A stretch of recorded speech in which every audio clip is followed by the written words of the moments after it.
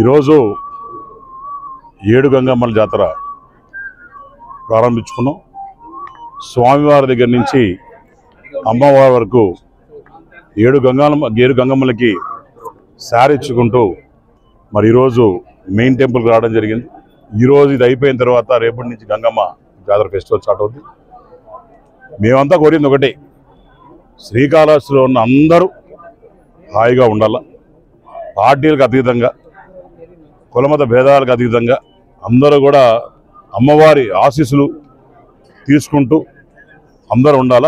పైగా ఇక్కడ మీరు గమనించాల్సింది ఒకటి, ఒక రూరల్ కల్చర్ ఏ రకంగా ఉంటుందో ఇది కూడా మనం మన పిల్లలకు కూడా నేర్పించాల్సిన అవసరం ఉంది. ఎందుకంటే మన పిల్లలు సిటీలో వెరులో ఉండే దీనిలో ఇవన్నీ జాతర అంటే ఏంటి, అసలు మనకి 7 గంగమ్మలు అంటే ఏంటి, అసలు సారిస్తే ఏంటి, అసలు పసుపు నీళ్ళు కాళ్ళకి బొట్టు పట్టే కల్చర్ ఏంటి, ఇవన్నీ కూడా మన పిల్లలు కూడా మనం చెప్పుకుంటూ పోవాలి. తప్పకుండా ఆ గంగమ్మ తల్లి ఆ శివుడి ఆశీస్సులు మన కాళహస్తి మీద కాకుండా భారతదేశం మీద ఎక్కడ ఇబ్బంది లేకుండా హాయిగా ఉండాలని చెప్పి నేను ఆ స్వామివారిని కోరుకుంటున్నాను. అట్నే వచ్చే శివరాత్రి కూడా రంగరంగ వైభవంగా చేద్దామని చెప్పి ప్రిపేర్ అవుతున్నాం. అట్నే వచ్చే ఆదివారం సాయంత్రం 3 గంటలకి వాజ్పేయి గారి విగ్రహం కూడా ప్రతిష్ఠించడానికి మరి చంద్రబాబు నాయుడు గారు, మోడీ గారు, పవన్ కళ్యాణ్ గారు, కూటమి ప్రభుత్వం అంతా కూడా పూనుకుని బస్సు యాత్ర కూడా స్టార్ట్ చేసి బ్రహ్మాండంగా చేస్తాను. రేణిగుంటలో పెట్టడం జరుగుతుంది. 14వ తేదీ కూడా అందరూ కూడా మిత్రులు అందరూ కూడా అన్ని పార్టీల వాళ్ళు, ఎందుకంటే ఇది గాడ్ ఆఫ్ హైవేస్ అంటారు మామూలుగా. ఎందుకంటే కల్చర్, ఆ స్పీడ్ కల్చర్ తీసుకొచ్చి వేసింది కేవలం ఆయన కాబట్టి ఆయనకి దీనికన్నా మనం పెద్దగా ఏం చేయలేము ఆయన దానికన్నా. సో 14వ తేదీ ఆయన మరి స్టాచ్యూని ఇనాగరేట్ చేసుకుంటున్నాం అని చెప్పి అందరికి కూడా ఆహ్వానితులు అని చెప్పి తెలియజేసుకుంటున్నాం. Thank you.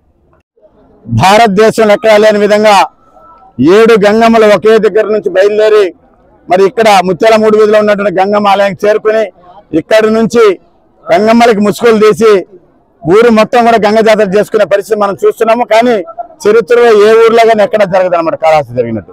మరి ఈ సంవత్సరం గత సంవత్సరం కూడా మన శాసనసభ్యులు సుధీర్ రెడ్డి గారు ప్రత్యేకమైన దృష్టి సారించి అన్ని గంగమ్మలన్నీ కూడా ఒక ఏకతాటిపైకి తీసుకొచ్చి అందరూ కూడా చాలా సంతోషంగా ఈ రోజు గంగ జాతరను జరుపుకుంటారు కాళహస్తిలో. అదే విధంగా ఉన్నటువంటి 7 గంగమ్మల కమిటీ కూడా మరి అందరూ కూడా సమన్వయంతో ఈ గంగమ్మ జాతర మీరు పాటించాలా, గంగమ్మ జాతరని మీరు అంగరంగ వైభవంగా జరుపుకోవాలని చెప్పి కోరుకుంటూ ఈ రోజు శ్రీకాళహస్తీశ్వర స్వామి దేవస్థానం తరఫున మన ఎమ్మెల్యే గారు, ఈవో గారు, చైర్మన్ గారు అందరూ కూడా సభ్యులందరూ కలిసి ఈ రోజు గంగమ్మలకి 7 గంగమ్మలు సారి ఇవ్వడం జరిగింది.